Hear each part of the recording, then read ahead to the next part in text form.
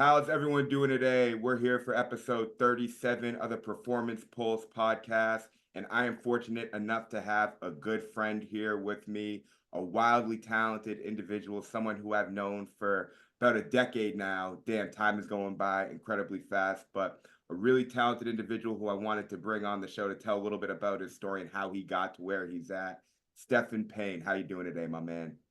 Wow, I'm good. I'm good. I'm shocked that you went with the Stefan. That's cool.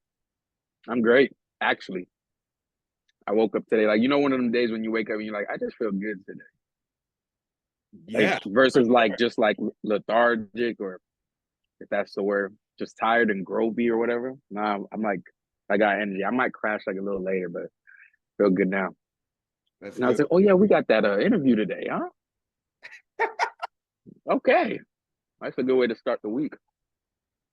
Yeah. Okay, Hey man, yeah, you win your week on Sunday. What you do that's today, what I say. get a good podcast, get a good night's sleep, play a little bit of NCAA, work out Mm, on Monday, it's like you're off and ready. Which I mm-hmm, definitely believe that you can control that feeling of being lethargic in the morning just based on like how you sleep, what you eat, things like that. You can mm-hmm. control your energy, but sometimes you're just not feeling it. Yeah, I think too, it really depends on the nights that I had before. Like it's hard for me to not feel that way if I'm up super late. But then it's also weird, like because I can get like 3, 4 hours of sleep and I could wake up and feel amazing depending on what I'm about to do. Like if I'm about to have a trip to like Jamaica, oh, 3, 4 hours of sleep, I'm up, like clothes on, airport ready. I'm happy. I'm texting, calling. I'm thinking about tweets. I'm thinking about people. Like, I should really contact this person today. I'm feeling good. It's one of those feelings. But if you're not going to Jamaica or something like that, then I Yeah. can't really say 3, 4 hours don't do me right. I, it's funny. I think that's definitely aligned with like your consciousness and your excitement for the moment, in which you're just highly alert, in which it just wakes you much more alive. It's definitely Yeah. like the activity or what's in front of you. But really diving into it, man. Mhm. Um, I know your journey being teammates with you to even recognizing that you make music and the skills you have with the camera. Talk a little bit about the earlier phases of your journey and what got you on the path from just playing sports to music, and what sparked the interest to allow you to begin that process. Mm. Well, it sparked the interest and allowed me to begin the process of sports. Sports I and guess if I, just like some of your interests from your earliest years. Like as a kid, take me back to like that journey, like 6 or 7 years old, like, okay, you found sports, I want to do this. And then when you found music for the first time, then you started creating, how they coincided, what got you up to those college years? let's see. Well, I think the first thing that caught my eye was probably like 7, 8 years old. I had a babysitter who was watching. She was watching. It was an older Haitian woman watching WWF late night, and I remember sneaking into the room, seeing wrestling. I'm like, oh, and then like she's telling me I gotta be asleep, but she would let me watch it on the low key. So I'm like, okay, I'm at the door. So we both had this little thing where she's like, hey, you're supposed to be asleep. Don't be in the room, but I ain't gonna close the door. So I'm watching wrestling, like, whoa, whoa, whoa. So now I'm like, okay, so now on my free time, I'm trying wrestling moves on my brother. I think that's how I started becoming like physical. And then transition from there. How I don't even know. I think my boy Dre told me that he was playing football in seventh grade. I don't even know how I got to this football team in seventh grade, but I joined this football team, unregulated, Pop Warner, where the weight classes didn't matter. It was just age. And I'm playing there with other 12-year-olds who are just huge. And that was my first year of contact football. And it wasn't what I thought it would be. It wasn't like the video games. It wasn't easy. I was playing cornerback, had to tackle like kids that were like 3 times my size. I was just playing full off of fear, just fear-based sports. And just like, damn, I don't want to tackle. Damn, I don't want to tackle. We didn't win one game that year. And then after that, I had to reevaluate like, do I really want to play this game called football? And then we moved actually from one side of the town to the other side, where in the other side, we had a Claremont Knights and it was regulated weight wise. So you have to weigh a certain amount. So when I played that, I felt more safer. More people were my size and weight. I'm like, okay. And then I also got to play offense. For some reason, I was playing wide receiver, couldn't catch. but they had me playing receiver. Wide receiver, 13 years old, Pop Warner, still scared. Now, instead of being scared to tackle, I'm scared to get tackled. So I just use my speed, but I didn't really understand the concept of like running north and south. And then I go to high school.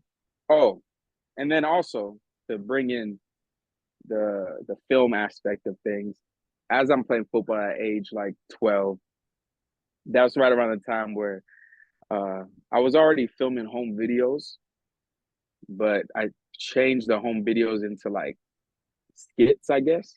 And I think what gravitated my attention towards films was the fact that it was something that I felt like I was the only one who could do it. And for that alone was just like gratifying. But then also, I think it was like my way of getting like attention and respect from everybody. Because if I'm telling you to do something, I'm the only one who knows how to do what I'm telling you to do. So you kind of need me to like tell you whatever it is to do. So that directing aspect of it, I'm like, wow. So I could really like tell anybody to do anything, and they're just gonna do it and be happy to do it. So in a way, it was like a power like switch because I wasn't allowed to do anything at home. So I started just filming my friends, and then I got a digital camera at 13, started editing, and then I got like attention at school because I was able to upload on YouTube. So then going into high school to be like, yo, that video you did, blah, blah, blah, that was so funny. You guys are crazy. So even though in football I was scared of getting tackled and tackling and not starting and not getting the ball like that, I was still balancing, I guess, my respect and attention through film because it's like, all right, well, the kid, he's fast, he's not all that, but he could definitely make some videos, so he's cool with us. So there was that kind of like mixture, and then I was gonna stop playing football altogether when I went into high school because those kids were just far too big. I saw the kids in high school, seniors, and I'm like, no, I can't play with them. But my friends all convinced me, like, yo, you can play, trust. So then I kept playing, and then I was coached better and understood the game more and let go of fear more.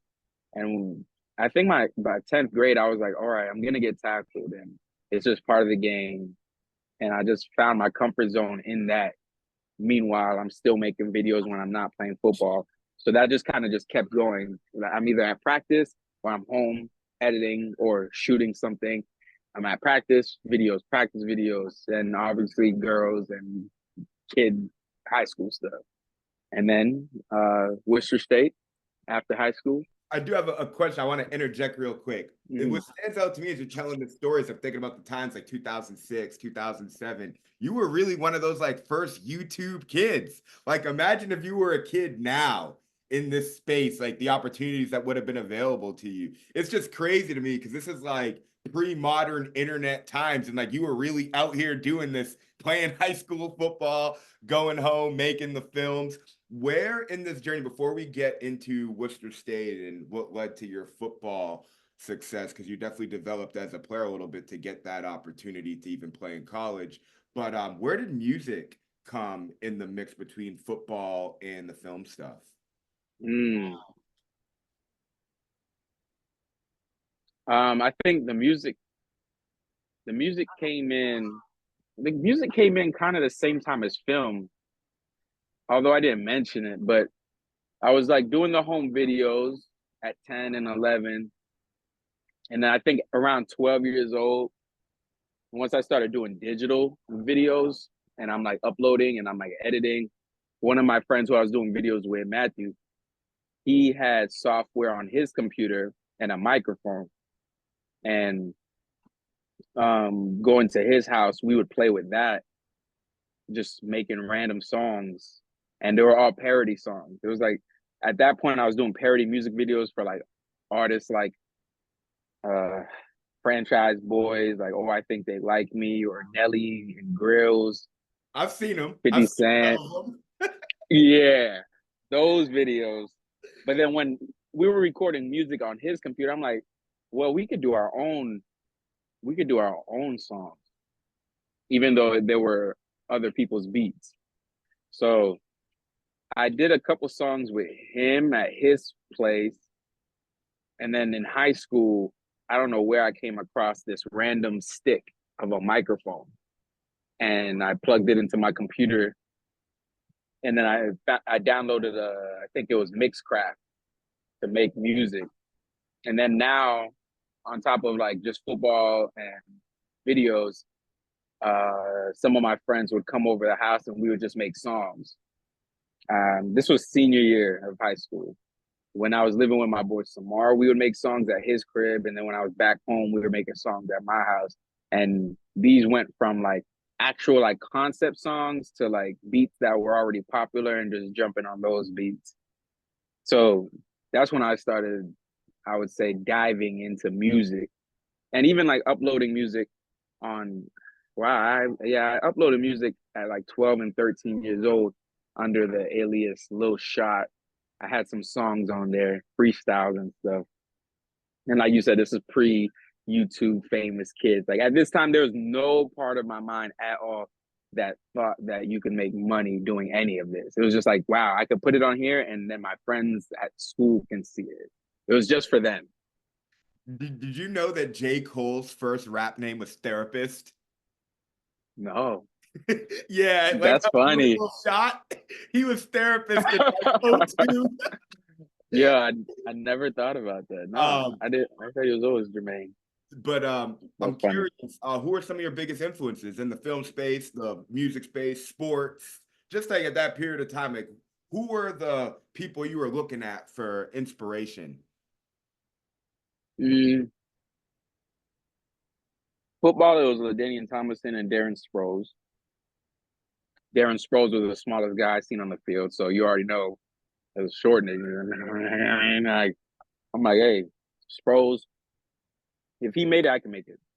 And All you need to and see is one LaDainian was guy. just, All you need to hmm? see is one guy who's like you, and then you That's all. start believing. That's it. Exactly. I'm like, he made it. I'm going to the league. I'm like, that's it. Not even realizing how fast he really was. Um, yeah, and LaDainian was just saucy.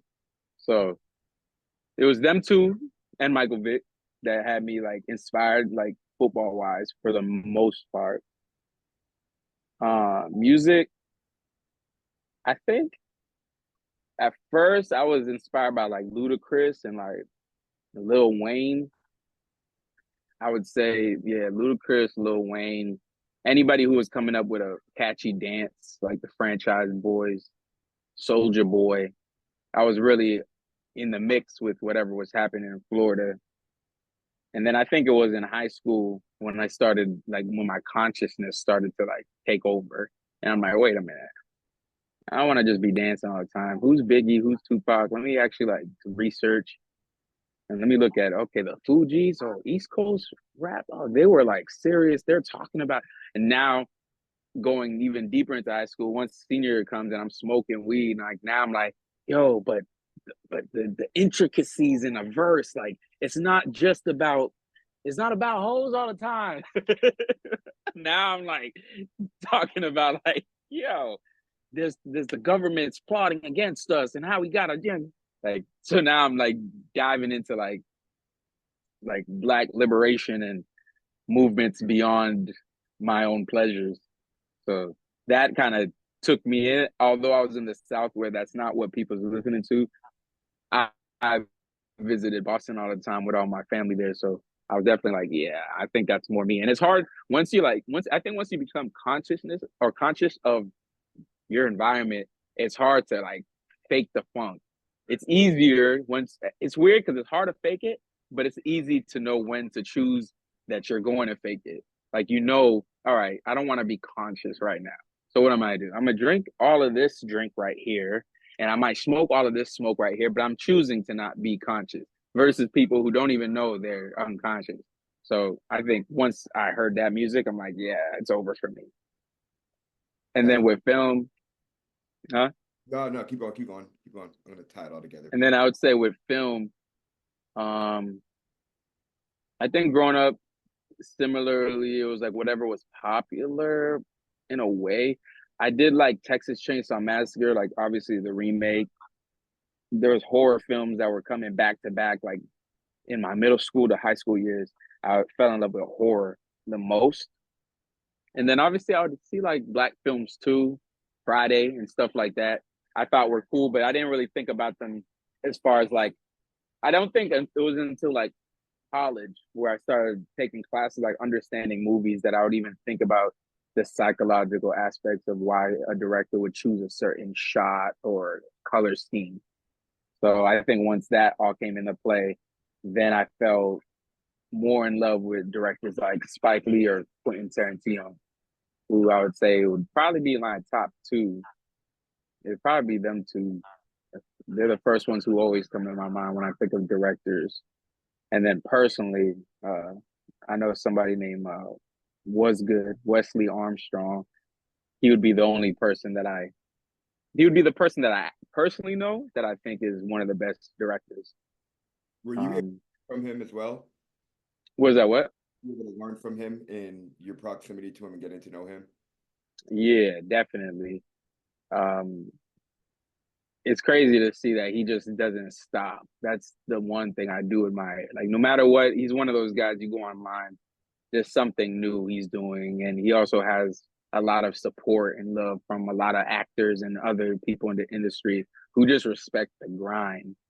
I think he's one of those guys that I think inevitably gets his opportunity, but he did so much groundwork. It's kind of like if he doesn't, it's kind of weird that he doesn't get his moment, the moment he's waiting for or working towards. So yeah, yeah, I say those were like my inspirations growing up, and kind of how my psyche just changed into why I choose who I choose now. Like even with sports, yeah, it might have been Sproles and LaDainian as a kid, but now I find myself loving someone like LeBron as just like me being 32 years old. It's amazing to see someone 39.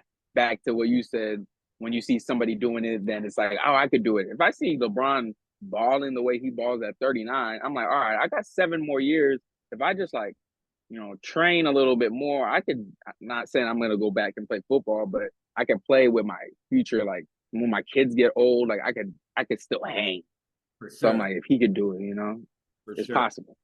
What's fascinating as you were talking is the time period in which you grew up in, the things that were going on in the world as you were growing up, and then the activities that you were doing and the parallels between our paths in regards to just the things that we're interested in. And it's like you play sports and like that's your creative outlet and you're a part of a team and you get to compete. So you're obviously watching sports on the television. It's like you're watching the NFL, you're watching college football, you're playing the sports video games, and then you need your entertainment.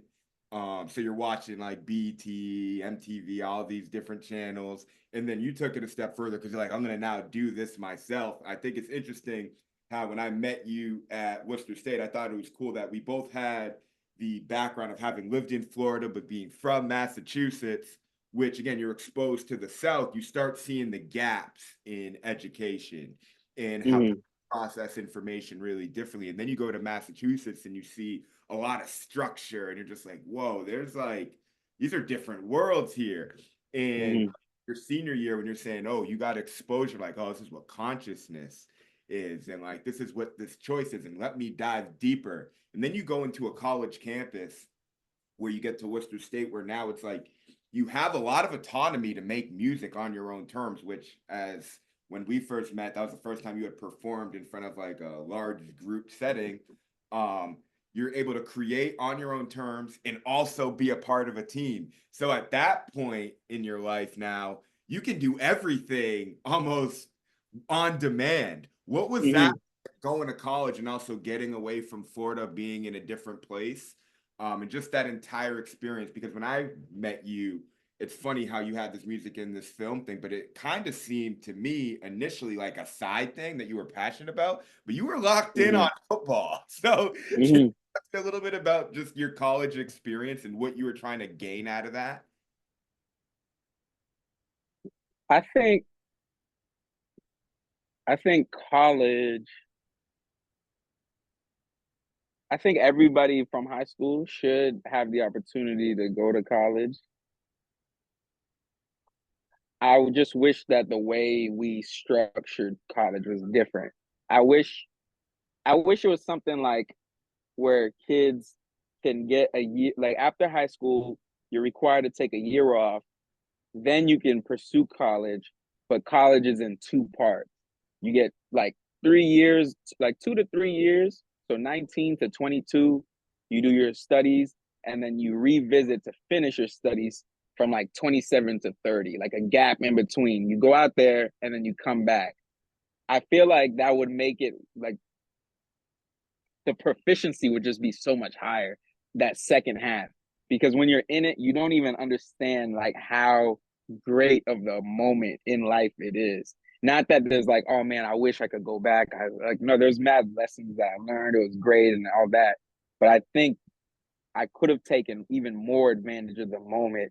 Like you said, I had everything to my disposal. Like right now I can do whatever I want, but it's so much harder. Like, and I'm not about to. Capital. Huh? Like, you had access to human capital. Like if you want like Yeah, free music video, you want to throw a party, you want to play a pickup game, it's just like you got bodies. bodies just there. Like that community aspect is gone. Once you leave college, like you might find you a nice little quiet neighborhood and you could get to the town meeting or something like that, but people aren't really doing that. And then people aren't really involved that way. I would love to be, and then I know it would have to be me because no one else is gonna do it. But it would be nice to have like community access to the community, I guess. And my experience in college was I was just in there for I was in there just for girls and football. And I treated it kind of like high school, where I'm like, as long as I get good grades, I can keep playing football. And as long as I can keep playing football, then I can keep seeing these girls. Literally. And then whatever in between works and works. There's parties too. What? And I'm drinking underage as much as I want. There's still access to anything that I want, like liquor, and parents aren't here. I could be awake as long as I want. Like just too much. Like too much power for young people, I think. It's too much freedom and power where If you're you're internal gonna blow it. too much, you think there's actually too much autonomy to the point where it's fairly problematic? Yeah, because there's no mentors, or at least mentors that the kids actually respect. You only listen to your parents so much, but it's always gonna come down to like, dad, that was you though. That was your time. It's different. Where yes, it is different, but it's very much the For same sure. too. So it's hard for like a kid to be like like how many kids are gonna be at a party where there's just women everywhere and drinks everywhere, and then they sit back and be like, nah, like I'm not gonna have unprotected sex with this woman or drink these drinks because I'm not 21 and I don't know who she is, and my parents wouldn't want me to do this. That doesn't. I've never heard that conversation. I've never heard no kid even think about their parents. It's more like the lack of parents or guidance is the fuel to reason why we rage, pretty much. And in college, with the access to do anything I wanted, it was just it was great. I enjoyed it. I wish it wasn't at my expense, literally, but the fact that it existed, to wake up and just go like the wake up in your own little area, whether you have roommates or not, then to go to the caf, see what happened last night or what's happening today, go get a workout because the gym's there. You have access to food, gym, you got practice later. The one thing with football though, the lack of, as you recall, the lack of discipline in that team was just crazy, which then also, I guess, was my early stages in developing my own discipline and having night classes. I had to develop my own discipline. So I got like, there's definitely like life training lessons. It just, I didn't know I was learning life lessons. I thought I was just playing college football and partying for real. So, two things with that part of your life is I recall when you performed at that event and you were just cussing up a storm, and a lot of the faculty was like appalled, but the students were loving it. And I was like, wow. he did that, and this dude has real like he's now infiltrated the school. Yeah. Kind of okay for some reason, but no, that moment really stood out to me. And then you saying that you had taken out the loans yourself and you went back to school. You were only taking online classes and going to night school, so you didn't have a regular schedule, and you lived in a loft and you were like isolated from the entire universe, but you also played football. It was the most unorthodox college experience Yeah. I've ever seen. I couldn't even wrap my head around it. And so I think that the fact that like you did your student loans yourself and you took that approach, whether that was what you desired or not, or how it just happened, you may have just lacked guidance. I don't know. You got a really unique experience that facilitated your path and you doing whatever the hell you wanted to, which allowed you to make music still and develop other relationships. And I think some of those relationships are what led to that next chapter in your life and moving to LA. Yeah. No, for sure. And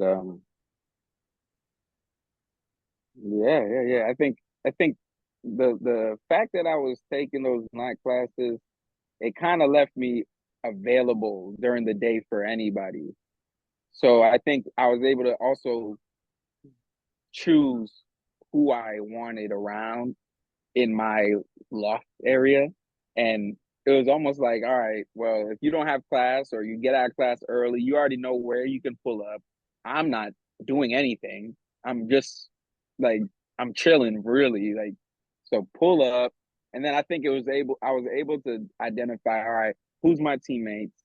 Who are my classmates? And then who are like actually my boys who be pulling up on me for no reason, not even for something to like gain really from me or to waste time just so they could go somewhere else.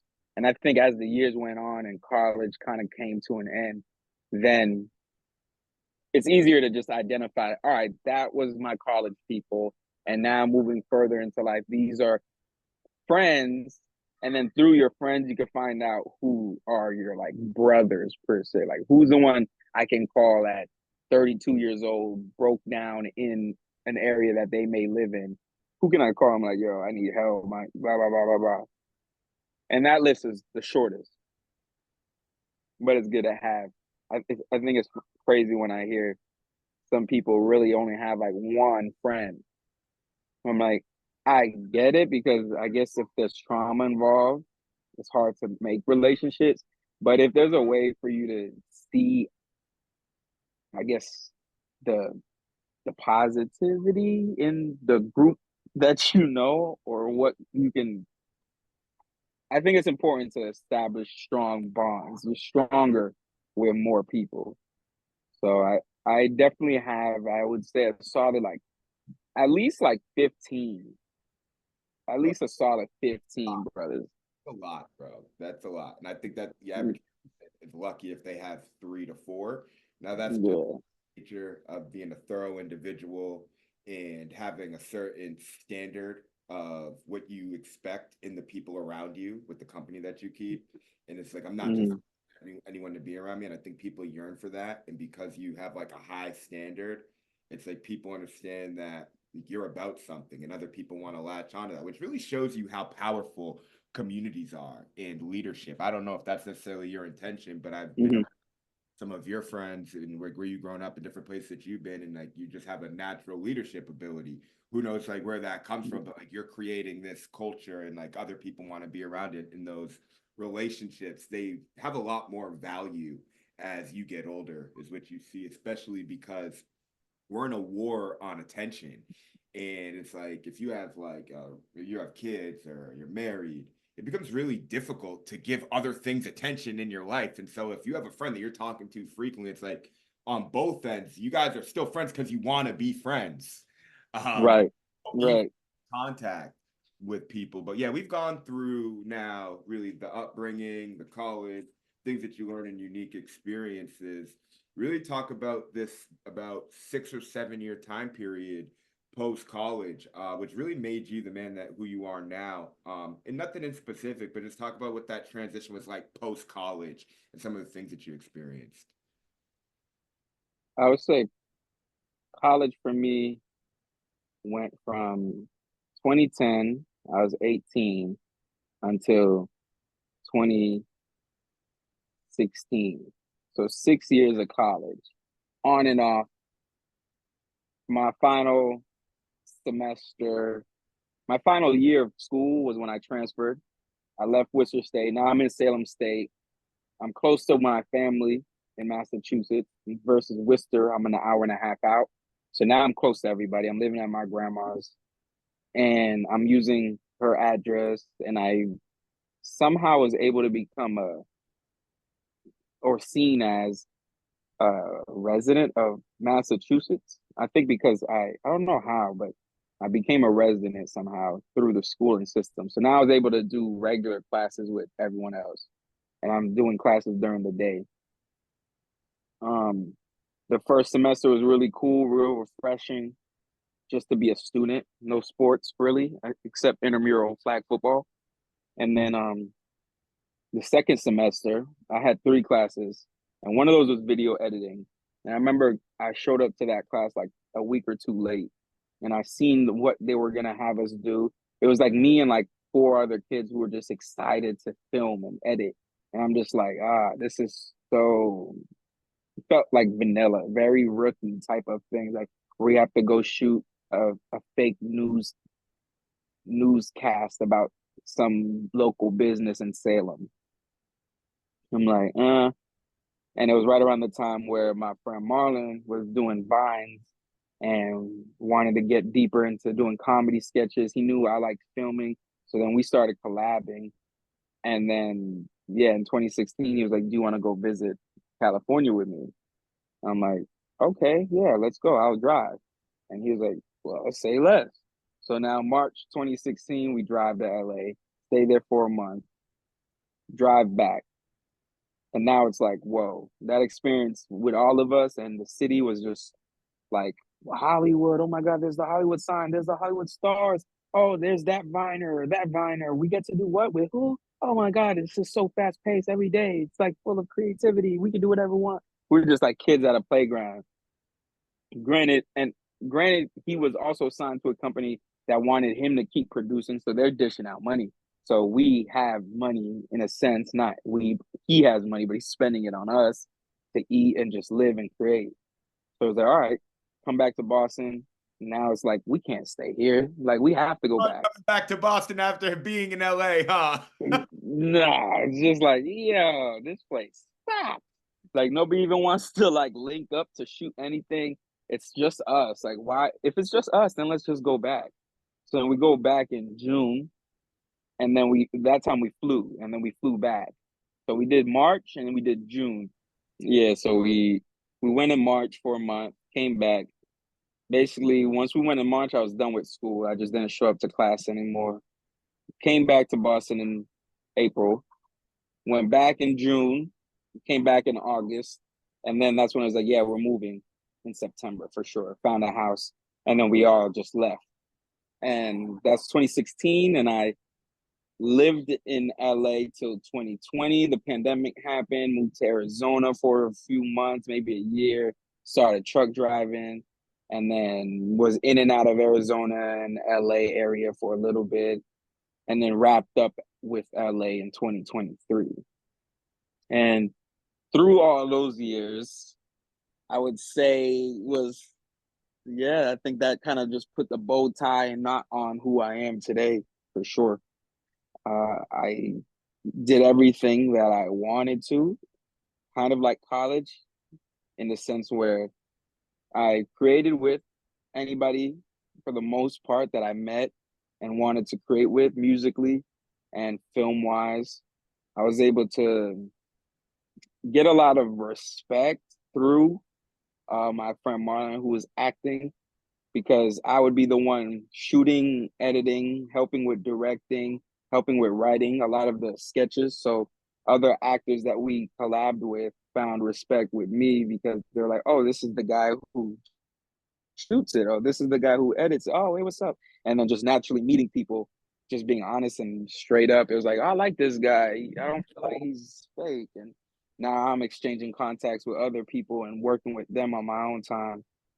And that was with the film stuff, which also led to 2018 me getting an opportunity to work with the producer Tommy Brown, who was working closely with Ariana Grande, and that was my, I would say, in life so far, been my, I guess, peak or highest level of celebrities I've been around, A-listers, and that lifestyle, what it could be like from a, I guess, producer's standpoint, because I was with Tommy every day, just seeing what he was doing every day. So we're in top-notch record studios like Record Plant in Hollywood, and meeting up with who knows each day. And one day it'll be Ariana, next day it'll be Earth Gang, next day would be Danny Elfman, who created Nightmare on the Nightmare of Christmas carols and Tim Burton's musicals, like things like that. I'm just like meeting these people and seeing what it's like to be and live this way. And I think when doing all that is when musically, at least for me, it came to a point where I'm like, I don't want to be on this. I don't want to be part of this stuff. Like it, it was too. I don't even know if the word fake would be the word, but I don't like that energy where it's like, are we real? Are we keeping it real, or are we changing up once this person shows up? Because like if we're gonna take a shot, we're gonna take a shot. Or we're not drinking because they're coming. Okay, we're not drinking because they're coming. Oh, I can't say the N word. Oh, okay, we can't do that because they're coming. Oh, okay. Cool. And then as soon as we leave, we can. Okay, I understand. And I don't like that babying around, like trying to protect artists. Whereas if they're not real, and then they themselves, the artists, don't like it when people are like that. Like if they find out about that, now someone like me has more appeal. Where it's like, I like that you don't fake when I come around. Like it's so weird that everyone's so like this when I'm around, and everyone's just trying to protect their money, really. So once I've seen all of that, I'm just like, yeah, this opportunity was cool, but I'm good. And I left that alone. And I was like, I'll stick to hanging around the social media influencers, as they were called by the A-listers. Like, you rather shoot skits than we're making history over here. I'm like, you know what? Forget history, because I don't like this. This Yeah. energy's whack. This is good. This is really good. So this really you have set the stage for phase three. And that's really the point Mm, where you're at in your life. However, I think that there's a lot of young kids at 17, 18 sitting watching the big screen like, I want to get there. I gotta get there. What do I gotta do? I mm, gotta move to LA. You hear so many kids say that. You were fortunate enough to really play the system. I also love the fact with your story that you're a first generation American. So there's like this element of the American dream that really resonates with me as you're talking. But like you're watching television, you're influenced by the culture and music. You develop some skills, you're self taught, you play a sport, you go to college, you get the college experience. Like, I don't want to do the college thing anymore, play ball. All right, I'm out of here. I'm moving to LA. You actually made the move, which is the hardest mm, thing for people to do is to actually get started. And then you mm, went there and you developed the right relationships and were able to really get the dual side of doing the music stuff and the film stuff to be able to put yourself in position. All you need is proximity. And people say networking. I think a lot of that's bullshit because a lot of it's like you mm, gotta like fluff and like kiss a lot of ass, and it's just not real relationships. But just get one or two mm. relationships and then get yourself in a room. And it's not even Yeah. you need to be the man in that room, but you need to be able to just watch what the people in that room are doing. And now you can Mm, begin to establish, and it's just after time, which, I'm sure it turned into hell and there are highs and lows throughout this journey, but you've been there for an extended period of time. So nothing's new to you now. And mm, that's the big thing. Is a lot of people don't put themselves in a difficult environment long enough to really like gather the experience they need to understand how to move in that next phase of their life. So you basically process, or at least how I'm internalizing it. It's like, yeah, this is cool. I'm pretty close. If I stay around a little longer, things could go my way. but this is not worth it. Like, I'm out. Yeah. I'm gonna take my chips and, like, you know what, I'm gonna go. This is the life that I want, and that's what I really want to talk about now. Knowing what you know, with the skills and experience that you've gathered, having seen that and now walked away and definitely in control. Where do you see the music and the entertainment space in its place it has in your life, in regards to defining like what your success is? Because to a lot of people, they need that environment. So how do you do that on your own terms now with the knowledge that you have? Hmm. How do I create with on my own terms with the knowledge that I have? Or more so, like, say, I see what y'all are doing in Hollywood. No, I don't want no part of that. Okay, so now Mm. it's like I have the knowledge and the skills. Whether I'm a executive, whether I'm making music, I can shoot my own stuff. I have connections, but I don't want to partake in that. So if that is no longer the pinnacle, what does it look like for you with the skills and the relationships that you have, as far as still creating and following that path? Um, I think for me, what I chose over everything was integrity and respect. Though it is like cliche, but I find that choosing that path is just not only better for me and my mental space, but the I like the trickle effect that it has on the people around me. Where back to just being a leader and loving the community aspect, I think I'm able to have more solid people around me because I chose that route. Where I think if I were to choose, like, because I know how to quote unquote make it now. Like, I know what it would take for me to be an A-lister or to really make it. And one of the things that it requires is the sacrifice of family and friends. You really have to let go and be completely selfish of all of that, especially something like a relationship. Like a girlfriend it doesn't help if you're really trying to be where they are. So I wasn't willing to make those type of sacrifices. Not people. I'll sacrifice time or sleep, but I'm not gonna sacrifice people.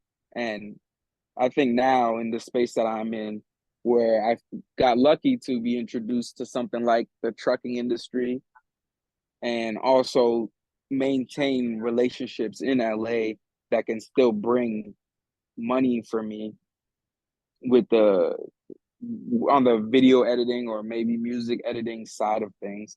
I found myself in a place where I'm like, okay, now I know how to be financially stable. So when I choose to create, it's coming from a peaceful place versus scarcity place. I don't have to put anything out. I recently have, but I didn't have to do that. I had that project since 2022, and I'm like, now's a peaceful time for me to release it. No expectations at all. And if all that happens is my friends and family love it, then that's enough. So now that I've scaled down on what is enough for me, it's kind of easy to just create on my terms. Now it's just like, do I feel like saying anything? Mm, yeah or no. Do I want to record this? Yeah. Do I want to put it out? I could. I don't have to. I think I've done enough for myself. And even now when I release things, there's back to like when we were speaking of college and leaving college and knowing who your colleagues were and who your brothers are and friends are. Now that I know everybody's role, then it doesn't really matter what my colleagues or co-workers feel or think as much. When it's like, all right, cool, my brothers, my close family, my close circle, what do y'all feel? Not that it I care about how everyone else feels more in that circle. But at the end of the day, I don't really. I'm not gonna say I care about how everybody else feels over how I feel. And if I could put something else out that I know that anyone could come up to me and say, "Hey, verse 3, this song, what did you mean by that? Is that really you?" And if I could fact check them and like, yeah, I actually did that, then that's all I need. There's no lies in anything. So with that, I think it's just easy to create on my terms. It doesn't matter for real. As long as I'm financially stable, peaceful, family's good, friends are good, then creating is now just secondary. Like, all right, I'll put it out. see what someone else takes from it. Do you think you've unlocked a new level in the fact that you are detached from the outcome? Yeah.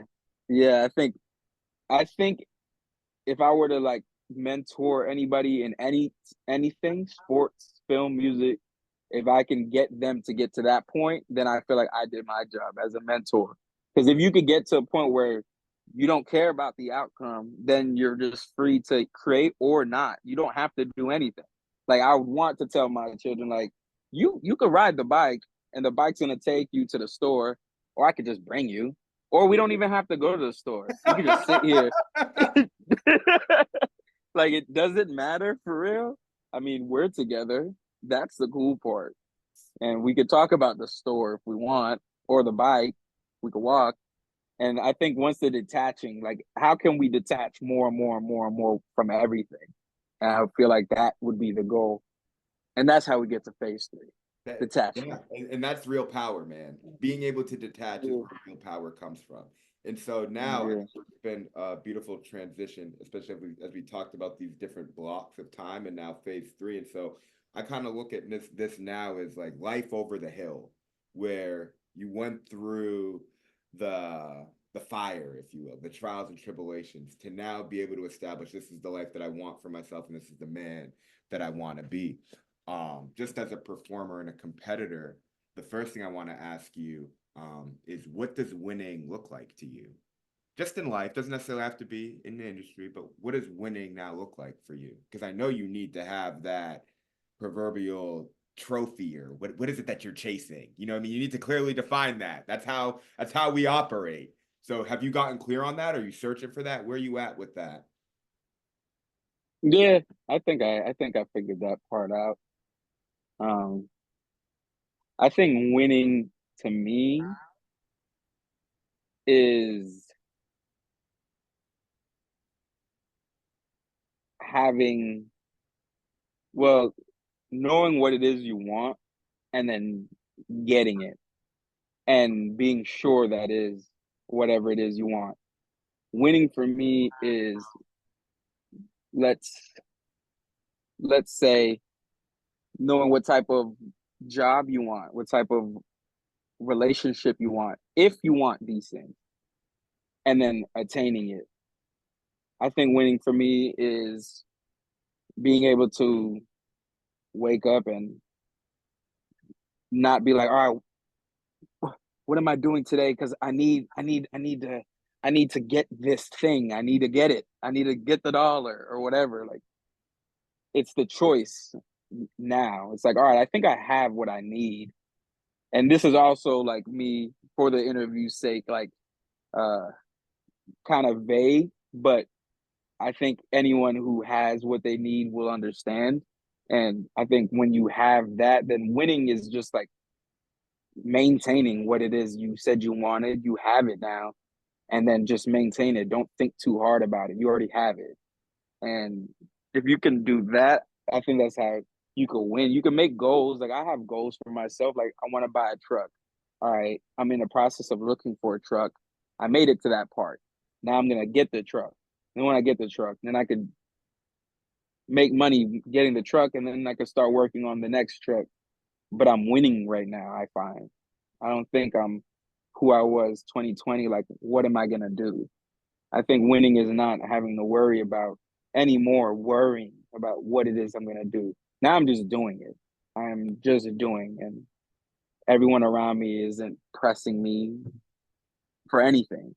I'm clear to do whatever it is I have chosen to do. If any of that makes sense. For But sure. So two things stand out.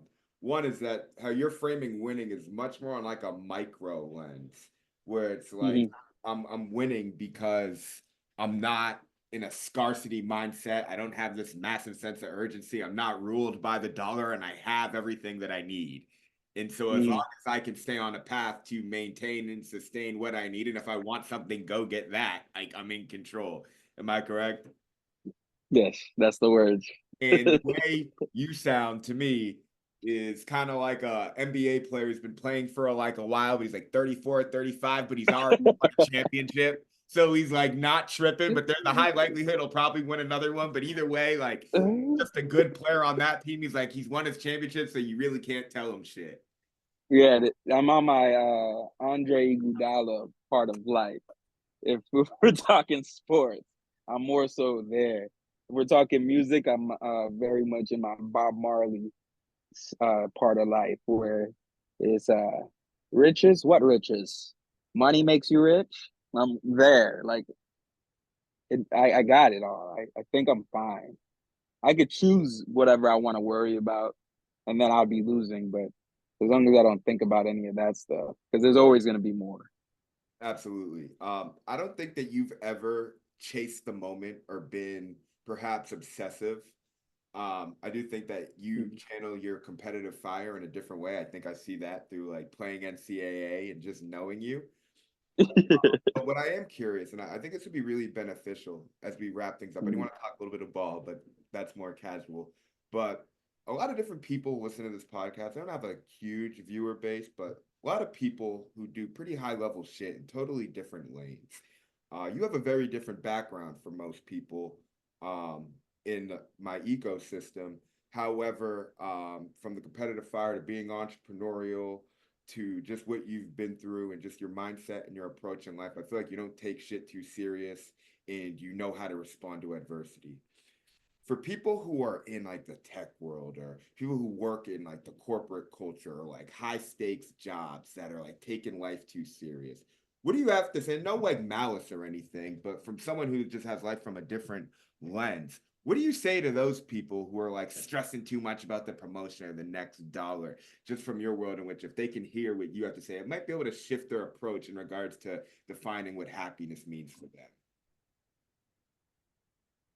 Um, well, one, I would say some people will never be happy. I think I learned that there are actually people who will never be happy. So for that group of people, there's nothing I can say. For the rest of us, I love the acknowledgement of that. Yeah. that I never thought that was a thing until more so recently in life. I'm like, oh, you're. It's almost as if you're created to continuously be unhappy and then express your unhappiness around other people so that they can find gratitude in their life. That, oh, I have a lot to be happy for. I actually feel like people who you're saying who are never happy, they don't even have the capacity to understand what happiness is. They Mm. actually don't even know what that feeling is that they're chasing. They're just in this like Yeah, state of being malcontent. yeah. I think it's almost as if they're so binary, like ones and zeros, that they think once I get this thing, I'm gonna be happy Yeah, because that's what they got and they seem happy. So I need to get my thing. And those people will just never be happy because you're either never gonna get the thing you think you need to be happy, or you're gonna get it and realize you're not happy. Now what? I need something new, or I'll never be happy. Like I don't know. Just it's a loop. It's a loss. So besides them, I think other people should just break it down into a couple of things like uh, physical fitness, mental uh, health, um, financial, uh, your financial situation. If you could break it down to like your physical, your mental, you could go into your spirit if you're spiritual, your finances, and then friends and family, like those five categories. And then look at those and like, all right, what's the minimums that I need on all of that stuff? If you could find your minimums, more so than likely, you probably already have it. So now you're kind of searching for more than just things you need. But if you don't have it, then just get your minimums. If you're working like more than 40 hours and you're complaining, what are you complaining about? You have too much work? All right, then take less work. Or do you not have enough money? All right, then take more work, but don't complain about taking more work. Ultimately, I think everybody needs to chill. Like that's the easiest way. Just chill. Like if everybody was just to be like, yo, today I'm gonna chill. Like just go to the bar, drink more than you might have drank before. Like if you had one IPA, drink two. Talk to that girl on the other side. If you're into girls, if you're into guys, and whatever, go talk to them. Do something different at least one time. Try it. Who cares? Do it today Because right now, I can see some people, if they're watching, they're like, "He makes it sound like it's so easy to just what? I'm gonna drink too. I have work tomorrow. All right, well, you have work the day after tomorrow too, right? You don't even know if you're gonna make it to work. So how about you just stop this whole podcast right now? You know, like, you know what? Yeah, stop it. Play a song. If you're a white person, play a song with the N word and say it out loud while you're getting ready, and take 2 shots and go somewhere that you've been eyeing every time you pass by and do something irresponsible. Oh, this is classic. Just try it. This is going Just try around it. for sure. This that was good, man. Okay. I wanted to talk about football, but I want to hit home on this more so than anything else as we wrap up, and that is one thing that stands out to me is on the X platform.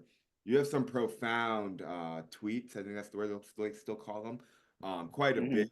And your last project with your Matrix book and phase three, you're definitely thinking pretty deeply about societal issues. And I think we're at a really unique juncture in American history. And so I'm just curious if there's one current event or policy or just prevalent issue that bothers you in America right now that you feel like you could impact positively, or something that you would dedicate your time into changing under the right circumstances. Just one thing that really ruffles your feathers.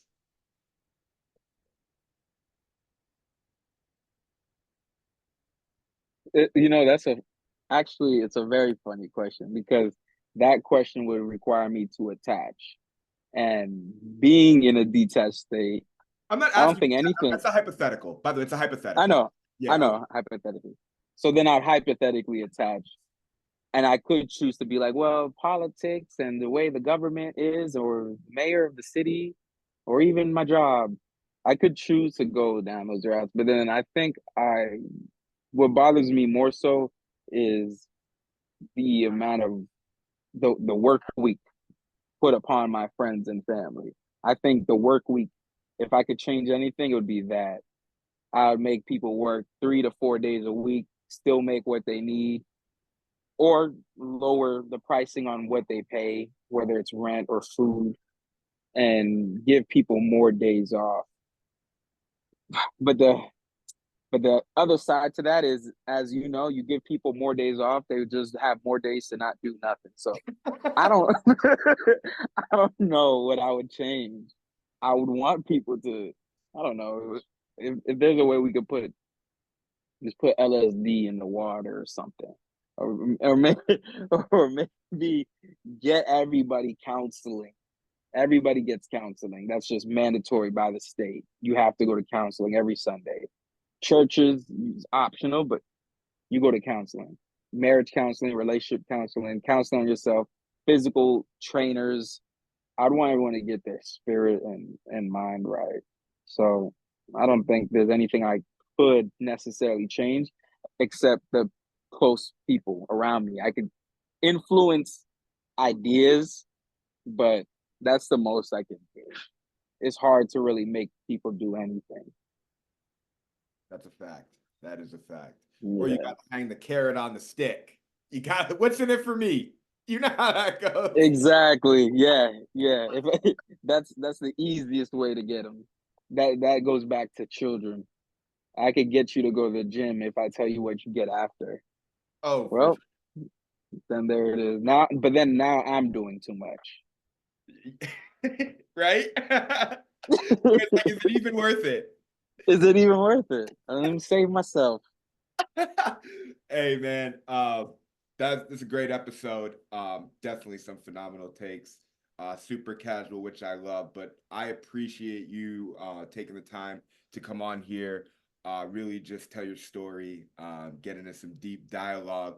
As we wrap up, though, where can the people follow you or find you, and any last words that you have? Um, I can be found on the internet at I am Brother Pac, PAC. And last words is gonna be interesting to see this like 10, 20 years from now. Like just how we think and talk, and even us doing this conversation right now. But if I had a last word, I think it would go back into that brief context we were talking about. If I were going to tell anybody in the tech world stuff, it would be the same thing I would say to anybody, really, is try to find some time, like Tyler Creator says, find a time to do something different. Try to find a time to do something different. Be a little bit less responsible. If you're always responsible, and if you're always irresponsible, then try to find a way to be a little more responsible. And this week, one day, one night, just try it. Go to the gym like you said you would, or try that diet, or try that movie you said you're gonna watch. I think very cliche, but try it, because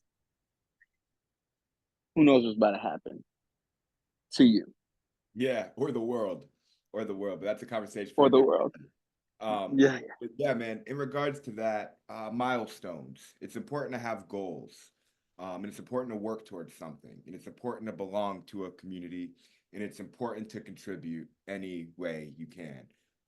Everyone has a role to play, and if you can just get clear as to what it is that you're trying to achieve and what brings you a sense of fulfillment, and just work towards that, I believe you're on the right track. I think that's a lot of what the your underlying tone has been about. And it's like it's just not that serious. It's just not. Like it's not. you don't need that much money. You don't need to conform and get outside of yourself to fit in. Like you don't need all the lights and the glamour. You just need some good relationships. You need to stay healthy. You need to like have a drink every once in a while and be consistent and things will work. Yeah, very simple. Like, It's like, really like, simple. as you know, just not even to go deep in because that's like another definitely episode. But NCAA college football 25, as you know, when you play against me, and I have my playbook together now, you know what you're gonna get. You like I'm gonna run my bread and butters every time because it works. What do I always used to say with you? Go with what you know. Go with what you know, and I'm doing it. I I respect it, and that's the thing. Like in the sports world, it's like we run these 4 or 5 plays. We have a couple counter plays, but we just run these plays and we run them really, really well. And our guys run Yep. them with confidence, and we're just gonna keep running them. Well, Exactly. for It's sure. easy. That's the formula for life. It's like, what's your playbook? Well, what are our 4 or 5 plays? What do we do? Let's keep doing that. Just keep doing that. And if you need to do a trick play, just to spice it up, just make sure it's the right time to call it and 4 or 5 plays. Yeah, Love that, man. Well, hey, that's yeah, all that's we it. got. Performance Pulse 37. We'll be back with a whole new list of different guests from all different industries, keeping this thing rolling. Coach Wilson checking out. Win the day, y'all.